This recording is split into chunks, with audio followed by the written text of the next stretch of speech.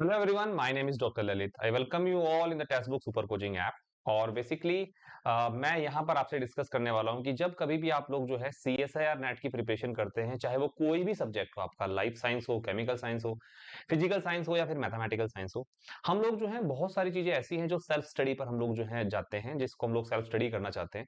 तो self study करते time आप लोगों को कौन कौन सी बातें ध्यान में रखनी चाहिए, कौन सी चीजें हैं जिनको आपको सेल्फ स्टडी में फॉलो करना चाहिए, कौन सी ऐसी चीजें जिनसे आप लोगों को बचना चाहिए, तो वही सारी बातें मैं आपसे इस क्विक वीडियो में डिस्कस करूंगा। तो चलिए स्टार्ट करते हैं। What does and doesn't while self study. तो देखो, सबसे पहली चीज है कि जब कभी भी हम सेल्फ स्टडी करते हैं तो हमारा सोर्स क्या है, हम किस बुक को रिफर कर रहे हैं, ठीक है, या हम लोग नोट्स को रिफर कर रहे हैं, ठीक है, या हम किसी रिव्यू आर्टिकल को रिफर कर रहे हैं किसी टॉपिक को पढ़ने के लिए।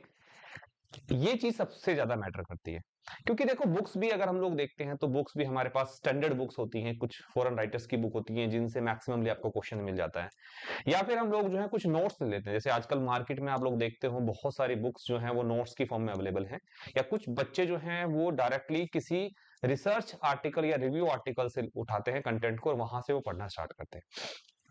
तो पहली बात तो ये कि अगर आप इन एग्जाम की एंट्रेंस के लिए पढ़ रहे हैं तो रिव्यू आर्टिकल्स पर आप मिनिमम फोकस रखें।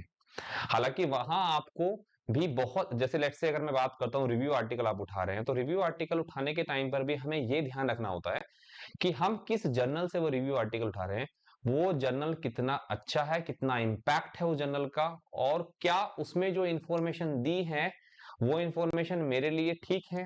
क्योंकि कभी कभी जो रिव्यू आर्टिकल्स होते हैं उसमें बहुत ज्यादा एक्स्ट्रा इंफॉर्मेशन आप रखी होती है जो कि आपको लगेगा कि इंपॉर्टेंट है, बट एग्जाम के पॉइंट ऑफ व्यू से वो उतनी इंपॉर्टेंट आपकी नहीं होती है।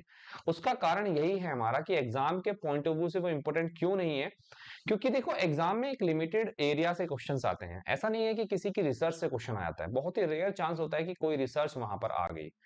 तो ध्यान रखना है इन चीजों को आप ले। दूसरा, नोट्स अगर आप मार्केट से कोई बुक लेते हो, देखो आप जा सकते हो उस पर, मतलब मैं सबसे पहले मेरा खुद का जो ओपिनियन है कि रिव्यू आर्टिकल पर आप मिनिमम जाइए, क्योंकि वो आपका टाइम जो है वेस्ट कर देगा।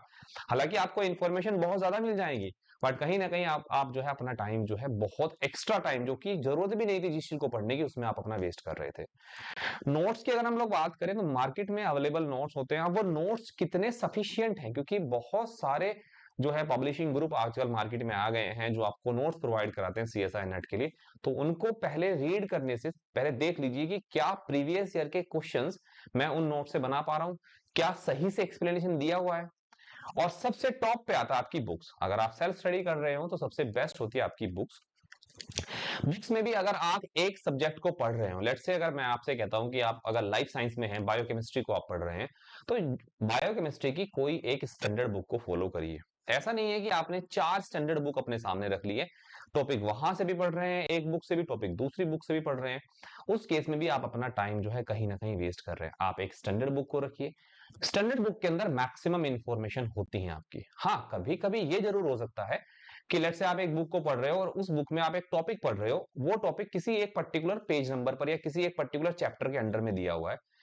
आप सोच रहे हो कि इससे रिलेटेड, लेट से मैं एग्जांपल के तौर पे आपको बता देता हूं, लेट से आप लोग जो है न्यूक्लिक एसिड पढ़ रहे हैं, तो न्यूक्लिक एसिड के बारे में बेसिक कंपोजिशन आपको बायोमोलिक्यूल्स के चैप्टर में मिल गई, लेकिन आप जो है वहां पर ये भी चाहते हो कि जो मेटाबॉलिज्म वाला पार्ट है, यानी कि न्यूक्लिक एसिड की जब सिंथेसिस होती है तो मेटाबॉलिज्म के लिए एटम्स का डोनर कहाँ कहाँ होता है, कौन होता है, कहाँ से वो एटम्स आते हैं जब वो न्यूक्लिक एसिड बनता है, 6 मेंबर या 9 मेंबर रिंग स्ट्रक्चर जब आपका बनता है, तो वो एटम्स कहाँ से आते हैं। तो उसके लिए आपको हो सकता है कि दूसरा चैप्टर रेफर करना पड़ जाए, लेकिन हो सकता है कि कोई दूसरी स्टैंडर्ड बुक हो जिसमें उसी चैप्टर में इंक्लूड किया गया हो। तो हम लोग दिमाग में एक जो है एक इमेजिनेशन कर लेते हैं कि नहीं, इस बुक में सारी चीज नहीं है। देखिए जितनी भी स्टैंडर्ड बुक्स होंगी उसमें सारी चीजें आपकी होंगी, हो सकता है कि चैप्टर डिफरेंट हो। तो इसलिए सबसे ज्यादा मैं अगर जाऊंगा किसी के साथ में, जब मैं सेल्फ स्टडी कर रहा हूँ, बुक्स के साथ जाऊंगा। नोट्स मैं कर सकता हूं फॉलो, लेकिन मुझे देखना होगा कितने ऑथेंटिक हैं और क्या सब कुछ कवर हो पा रहा है कि नहीं हो पा रहा है, कुछ गलतियां तो नहीं है। रिव्यू आर्टिकल पर मैं तब जाऊंगा जब मुझे नोट्स या बुक्स में से वो इन्फॉर्मेशन नहीं मिल पा रही है स्टैंडर्ड बुक में से, तब मैं रिव्यू आर्टिकल की तरफ जा सकता हूं, पर सबसे कम जाना है मुझे इसमें। तो ये तो हो गया हमारा नोट्स और बुक्स को लेकर। दूसरा, जब आप सेल्फ स्टडी बनाते करते हो तो उस टाइम पर हम लोगों को खाली स्टडी नहीं करना होता, हम लोगों को उन पॉइंट्स को उठा के नोट्स की फॉर्म में रखना होता है। आप लोग क्या करिए, तो जब आप सेल्फ स्टडी से नोट्स बनाते हो तो सेल्फ स्टडी के नोट्स को आप इस तरीके से बनाइए कि वो नोट्स जो हैं बहुत ही क्रिस्प हों, मतलब उसमें एक्स्ट्रा इंफॉर्मेशन ना हो। क्योंकि देखो, अगर आप सेल्फ स्टडी करके नोट्स बना रहे हो और वहां पर उसी इंफॉर्मेशन को आप पुट कर रहे हो, तो आप कुछ अलग नहीं कर रहे हो, आप बुक्स की इंफॉर्मेशन ही वहां रख रहे हो। तो ऐसे तो अच्छा है कि बुक्स पढ़ लो, लिखने की जरूरत क्या है, नोट्स बनाने की जरूरत क्या है। नोट्स बनाने का पर्पज हमारा ये होता है कि जब आप बुक से कंटेंट को उठा रहे हो, उस कंटेंट को आप एक फ्लो की फॉर्म में रखो। किस फॉर्म में रखते हैं हम लोग उसको? फ्लो चार्ट की फॉर्म में। उसको अगर हम लोग फ्लो चार्ट की फॉर्म में रखेंगे तो बहुत ही बेटर रहेगा हमारे लिए रिवीजन बहुत आसान हो जाएगा। थर्ड पॉइंट की अगर हम बात करें, जब हम सेल्फ स्टडी करते हैं तो सेल्फ स्टडी के साथ साथ में हमें पीवाईक्यूज जरूर करने चाहिए। ठीक है, प्रीवियस ईयर क्वेश्चंस जो है हमें जरूर करने चाहिए।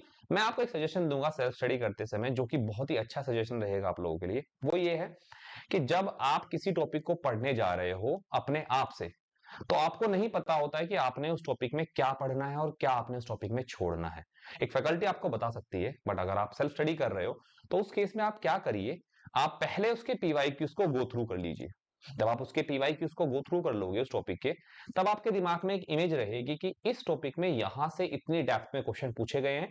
तो जब आप उसको सेल्फ स्टडी कर रहे होंगे, तब आप उन उन एरियाज पर ज्यादा फोकस कर रहे होंगे जिन जिन एरियाज पर प्रीवियसली क्वेश्चन आए हैं, और फ्यूचर में भी वो बहुत इंपॉर्टेंट है आपके एग्जाम के पॉइंट ऑफ व्यू से। ये पॉइंट हो गया।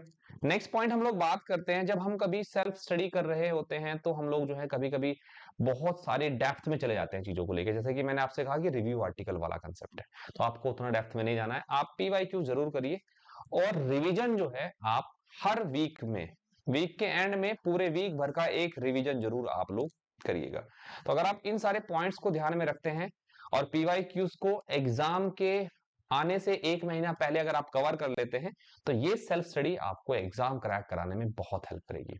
तो ये था आज की हमारे इस क्विक सेशन का सारा जितना भी सार था जो मुझे आपको देना था। जुड़े रहिएगा टेक्स्ट बुक ऐप से। Thank you everyone, bye bye.